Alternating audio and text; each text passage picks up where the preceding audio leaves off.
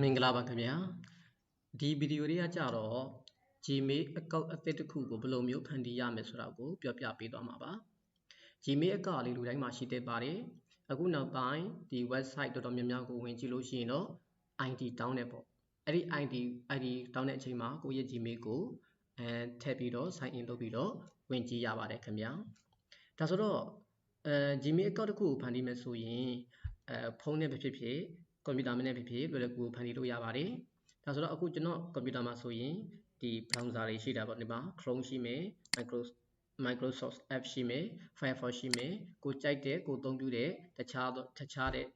ဒီ browser တွေလည်းရှိတာပေါ့အဲ့ဒီမှာကိုကြိုက်တဲ့ browser ကိုသုံးပြီးတော့လွယ်လွယ်ကူကူနဲ့ဖန်တီးလို့ရပါတယ်ကျွန်တော်ကတော့ဒီ Chrome ကိုပဲဖွင့်ပြီးတော့ပြောပြပေးသွားမှာပါကဲဆိုတော့ဒီ Chrome ကိုဝင်လိုက်တာနဲ့သူတို့ကဒီပထမစချင်းဆိုတော့ဒီ sign in တောင်းတာပေါ့အဲ့လိုမျိုးတောင်းနေဆိုရင်ကိုယ့်ရဲ့ Gmail account နဲ့ password နဲ့ထည့်ပြီးတော့ဝင်ရတာဖြစ်ပါတယ်ဝင်လို့ရှိရင်တော့ကိုယ့်ရဲ့ဒီမှာ profile လေးလာပေါ်မယ်အခုဆိုရင်ကျွန်တော်ရဲ့ဒီ browser မှာဆိုရင်သူကမဝင်ထားဘူးပေါ့နော် site မဝင်ထားဘူးဒါပေမဲ့ဒီ Google ကတော့ဒီ browser ကကြတော့မဝင်ဘဲနဲ့လည်းပိတ်သုံးတယ်ပေါ့နော်ဒါပေမဲ့တချို့ website တွေကကြတော့sign in ဝင်မှာပိတ်သုံးတဲ့ဟာတွေလည်းရှိပါတယ်ပေါ့နော်ဒါဆိုတော့ကိုယ်မှာ Gmail account ရှိရမှာပေါ့ဒါဆိုတော့အခု Gmail account တစ်ခုကိုဖန်တီးမယ်ဆိုရင်ဒီမှာဒီ create Gmail account ဆိုပြီးတော့ရိုက်ရှာလိုက်ပေါ့နော်ရိုက်ရှာလိုက်လို့ရှိရင်ဒီမှာတွေ့လား create Gmail account ဆိုပြီးတော့ website တစ်ခုရယ်နောက်တစ်ခုကဒီမှာlink တစ်ခုရယ် create account ဆိုပြီးတော့နှစ်ခုလာပေါ်နေလိမ့်မယ်ဒီကောင်ကြတော့ဒီအသက်73နှစ်အောက်ဆိုရင်တော့ဒီကောင်တိုးရတာပေါ့နော်ဒီ website ကိုတိုးရမယ်ကိုက73နှစ်ကျော်သွားပြီဆိုရင်တော့ Apple က create Gmail account ဆိုပြီးတော့ဟာကိုတိုးရမှာဖြစ်ပါတယ်ဒါဆိုတော့73နှစ်အောက်ဆိုရင်တော့သူ့ကိုနှိပ်လိုက်ကြည့်ပါနှိပ်ကြည့်လို့ရှိရင်သူတို့ကမြန်မာလိုဖြစ်နေတယ်အဲ့ဒါကိုကျွန်တော်ကအင်္ဂလိပ်လိုပြောင်းလိုက်ပါမယ်ကိုကအင်္ဂလိပ်စာကိုပုံစနစ်တကျပေါ်ချင်တယ်ဆိုရင်တော့ English United States ကိုထပ်မံပြောင်းရပါမယ်ကဲဒါဆိုတော့ဒီမှာတော့ create Gmail account ပေါ့နော်ကဲဒီမှာကိုကဆက်ပြီးတော့လုပ်မှာလားဖွင့်မှာလားဆိုပြီးတော့မေးတယ်အဲ့ဒါ yes continue နေလိုက်ပါမယ်ဒါဆိုတော့သူကတော့ကလေးဖြစ်တဲ့အတွက်ကြောင့်မို့လို့အဲ့လိုမျိုးပေါ့နော်ဒီကိုယ့်ရဲ့ information တွေလာပြီးတော့လာမေးတယ်အဲ့ဒီအတိုင်းသူကရိုက်သွားမှာဖြစ်ပါတယ်ဒါတော့ကလေးအတွက်ပေါ့နော်ကိုကအသက်73နှစ်ကျော်ပြီဆိုရင်တော့ဒီ create a Gmail account ကိုနှိပ်ရပါမယ်တိုးနှိပ်လိုက်ပါဒါဆိုတော့အဲ့မှာထပ်မံပေါ်လာတဲ့ site မှာဆိုရင်เนาะဒီ create account ကိုထပ်မံနှိပ်ရပါမယ်ဒီမှာမြန်မာလိုဖြစ်နေတဲ့ကြောင့်မလို့ကျွန်တော်ကအင်္ဂလိပ်လိုပြန်ပြောလိုက်ပါမယ်ဒီအောက်မှာလည်းပဲ United States English ကိုယူလိုက်ပါမယ် English United States ကိုယူလိုက်ပါမယ်ကျွန်တော်ကဒီပထမကဒီ site ကိုဒီ Google ကိုပေါ့နော်ကျွန်တော်ရဲ့ Gmail account နဲ့ဝင်ထားတာမဟုတ်အဲ့လိုလာပေါ်နေတယ်အဲ့လိုလာပေါ်နေတယ်ဆိုတော့ဒီ account နဲ့ထပ်ပြီးတော့ဝင်မှာလားတဲ့နော် choose ရွေးချက်ခိုင်းတာတယ်ဒါပြီးတော့ဒီ account ပဲမလုပ်ဘူးလားလုပ်မှာလားဆိုပြီးတော့လာပြီးတော့မေးနေတယ်နောက်တစ်ခုကကြတော့ use another account เนาะတခြားအသစ်နဲ့ဝင်မှာလားဆိုပြီးတော့ထပ်မံမေးပါတယ်ကျွန်တော်အသစ်လုပ်မှာဖြစ်တဲ့အတွက်ကြောင့်မို့လို့ use another account ကိုရွေးချယ်လိုက်ပါ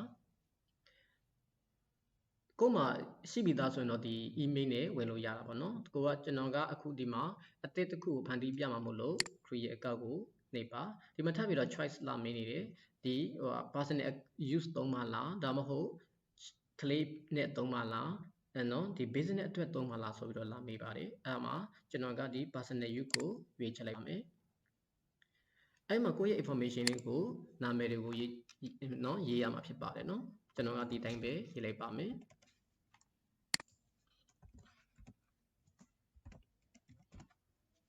ပြီးလို့ရှိရင် next ကိုနှိပ်ပါပြီးလို့ရှိရင်သူ့ရဲ့ birthday နဲ့ဒီ gender ကိုထည့်ရပါမယ်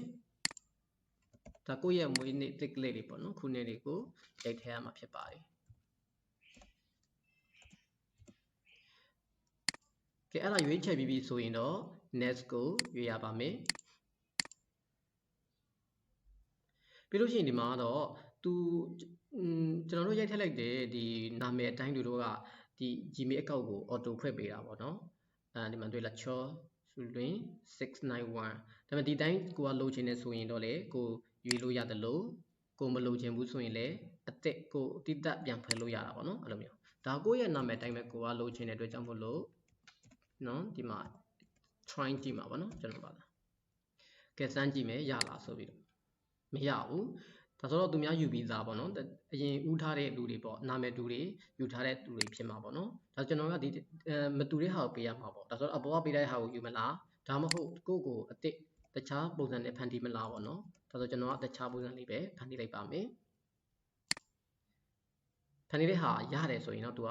ဆက်ပြီးတော့ဝင်ခွင့်ပြုတယ်ပေါ့ဒီမှာတော့ password ပေးရမှာပေါ့နော် password ပေးတဲ့အချိန်မှာလွယ်ကူတဲ့ဟာတွေမပေးရဘူးသူကဒါဆိုတော့ဒီကိုပေးတဲ့အချိန်မှာအင်္ဂလိပ်စကားလုံးတွေပေါ့နော် ABCD အင်္ဂလိပ် alphabet တွေဖြစ်ရမယ်ပြီးလို့ရှိရင်ကဏ္ဍတွေလည်းပါရမယ်ပြီးလို့ရှိရင် special character တွေဖြစ်တဲ့ဟိုပါပေါ့နော်ဒီ ampersand တို့ star တို့ဒီ dollar sign တို့အဲ့လိုမျိုးပါမှာပေါ့နော်အဲ့ဒါကိုရောပြီးထပ်ပြီးဖို့လိုအပ်ပါတယ်ဒါမှသူက strong ဖြစ်တာပေါ့နော်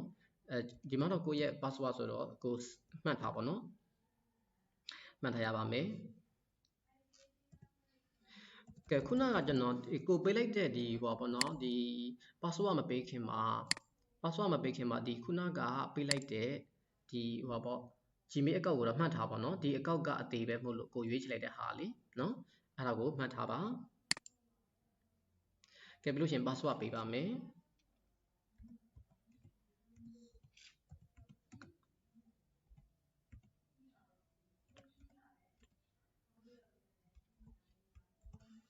ကဲ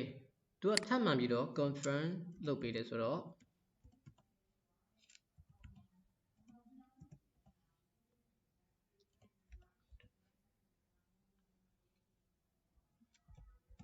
ကဲဆိုတော့တခုစလို့ရိုက်ပြီးပြီဆိုရင် next ကိုနှိပ်ပါကဲဆိုတော့ strong ဖြစ်ဖို့လိုတယ်နော်တကယ်လို့ဒီကို password ပေးတဲ့ဟာမှာလွယ်ကူနေတယ်ဆိုရင်တော့သူကထပ်မှန်ပြီးတော့သူကနော် strong ဖြစ်အောင်ရိုက်ခိုင်းပါတယ်special character တွေပါရမယ်ကဏ္ဍလေးပါရမယ်နော်စကားလုံးလေးပါမှာပါနော်ဒီမှာတော့ recovery email ဆိုတာက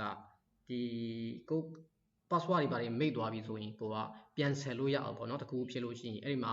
ထည့်ပေးရပါတယ်ထည့်ပေးရမယ်ဆိုတော့ကိုတငယ်ချင်းကိုမှမရှိဘူးဆိုရင်တော့အရင် password ကောက်တွေမရှိဘူးဆိုရင်တော့ကိုတငယ်ချင်းရဲ့ email အကောင့်လေးပါညာလေးကိုထည့်ထားပေးဖို့လိုအပ်ပါတယ်ကျွန်တော်ရဲ့အကောင့်ကိုပဲထည့်လိုက်ပါမယ်ဒါဆိုတော့ password တွေပါတယ်မေးလို့ရှိရင်တော့ပြန်ပြီးတော့သူက3ခွဲရှိတာပေါ့နော်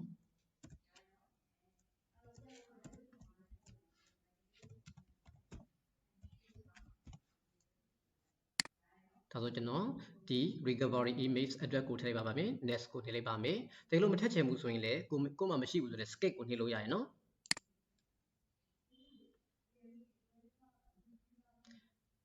ကဲဒါဆိုတော့သူကဒီမှာနာမည်ကတော့ချောစုလွင်ကိုယ့်ရဲ့ email address ကတော့312ဒါတော့မှတ်ရမှာပေါ့နော်ပြီးလို့ရှိရင် next ကိုနှိပ်ပါ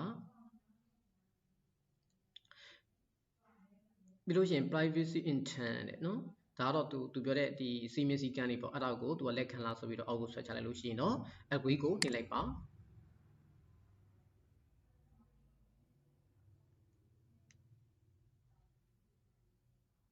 ကဲနှိပ်ပြီးပြီဆိုရင်ဒီမှာ Gmail account တစ်ခုရသွားပြီပေါ့နော်ဒါပေမဲ့နောက်တစ်ခုက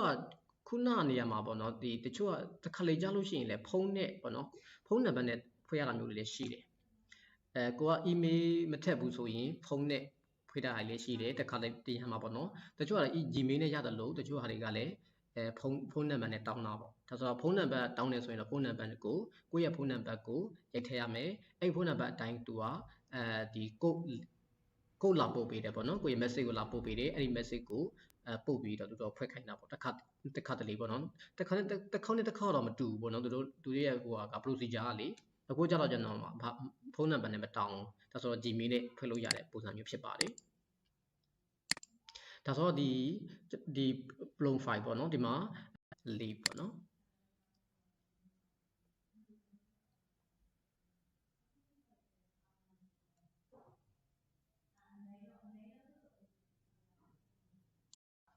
ကဲတခါတလေကြာရင်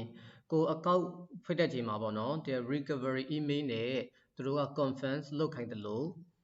နောက်တစ်ခုကကြတော့ဒီဖုန်းနဲ့လုပ်ခိုင်းတဲ့ဟာတွေလည်းရှိတယ်ပေါ့နော်ဒါဆိုတော့ အခု password ကိုက strong password ကိုပေးထားပြီးဆိုရင်တော့ next ကိုနှိပ်ကြည့်လိုက်ပါကဲအဲ့မှာခုနလိုမျိုးဒီ Gmail ဟိုပါပေါ့ recovery email Gmail ပေါ့နော်အဲ့ recovery email ကတော့ကိုယ်မှာရှိပြီးသား Gmail ကိုလည်းထည့်လို့ရတယ်လို့တငယ်ချင်းရဲ့ပေါ့နော်ကိုယ်နဲ့ရင်းနှီးတဲ့တငယ်ချင်းရဲ့ Gmail account ကိုလည်းထည့်လို့ရတယ်အဲ့လိုမျိုးထည့်လို့လည်းရတယ်လို့နောက်တစ်ခုကသူကဖုန်းနဲ့လည်းလာတောင်းတာလည်းရှိတယ်ဒါဆိုဖုန်းနဲ့လာတောင်းတယ်ဆိုတော့ကိုသုံးတဲ့ဖုန်းနံပါတ်ကိုသူက message ပို့တာပေါ့နော် message ပို့တယ်ဓာတ်ရိုက် message ပို့တယ်အဲ့ဒီမှာကဏ္ဍ9လုံးလာပို့တယ်ပေါ့နော်ဒါကိုရောက်တဲ့နိုင်ငံရဲ့ဟောက်ကိုရွေးချယ်ရမှာပေါ့နော်ကိုကမြန်မာပြည်မှာဆိုတော့မြန်မာဖုန်းနံပါတ်ကိုရေးထည့်ရမှာဖြစ်ပါတယ်ဒါဆိုတော့ဒီမှာကျတော့လေဒီတကယ်လို့09အဲ့မှာနော်ကိုသုံးတဲ့ဖုန်းနံပါတ်456ကိုသုံးတဲ့ဖုန်းနံပါတ်ကိုတော့မှတ်ကအောင်ရေးထည့်ရမှာဖြစ်ပါတယ်ဒီတိုင်း next ကိုနေလို့ရှိရင်သူတော့ဒီကိုနံပါတ်ပုတ်ပေးတာပေါ့နော်ငါလုံး message ကိုတရိုက်ပုတ်ပေးတယ်တကယ်လို့ဒီမဝင်ဘူးဆိုရင်အဲ့မှာအရှိကဒီကိုနံပါတ်ကို plus ဒီမြန်မာနိုင်ငံရဲ့ကုတ်ကိုရေးထည့်ပေးရတယ်ပေါ့နော် plus 95ပေါ့နော် plus 95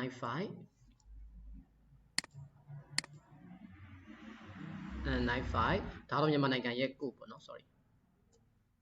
plus 95ပြီးလို့ရှိရင်09တော့ရေးစရာမလိုဘူးဒါဆိုတော့9ကနေစမှာပေါ့နော်0ရေးစရာမလိုဘူး752ဒါကိုယ့်ရဲ့ဖုန်းနံပါတ်တွေကိုဇက်တိုက်ရိုက်သွားပါတော့456 and 489ဆိုပြီးတော့เนาะကဲအဲ့လိုသူကရိုက်မှလည်းပေါ်တယ်ပေါ့နော်ကိုစမ်းကြည့်ပေါ့နော်ဘယ်လိုမျိုးလာပြီး message တကယ်လို့ဒီနေ့တော့စောက်ရတယ်ပေါ့နော်ခဏစောက်လိုက်တကယ်လို့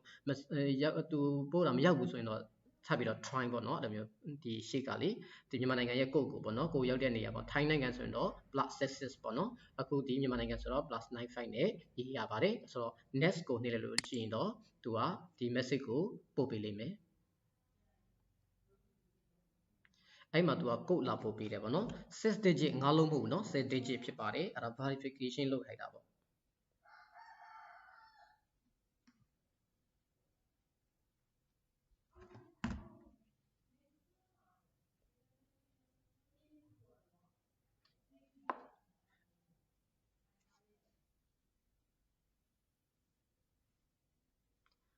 အဲ့မှာသူကဒီအခုဆိုရင်ကျွန်တော်ဒီဖုန်းထဲကိုရောက်လာပါပြီအဲ့ message ထဲမှာကြည့်လို့ရှိရင်တော့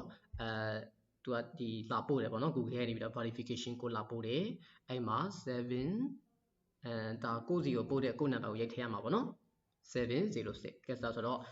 ကိုခုနလိုမျိုးပဲဖယ်လို့ရပါပြီเนาะအဲ့လိုမျိုးเนาะစမ်းကြည့်လို့ရပါတယ်